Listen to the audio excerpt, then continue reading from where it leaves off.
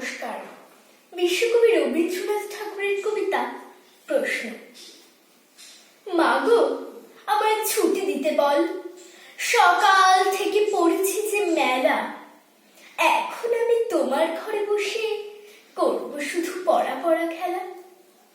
তুমি বলছো দুপুর এখন সবে, না হয় যেন সত্যি হলো তাই। একদিনও কি দুপুর বেলা হলে বিকেল হলো মনে করতে নাই? আমি তো বেশ ভাবতে পারি মনে, সূর্য ডুবে গেছে মাঠের শেষে, বাগদে পুরে চুপড়ি ভরে নিয়ে শাক তুলেছে পুকুর ধারে এসে।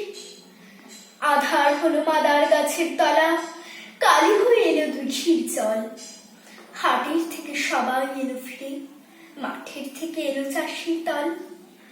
মনে কর না উঠলো সাঁঝের তারা, মনে কর না সন্ধ্যা হলো যেন।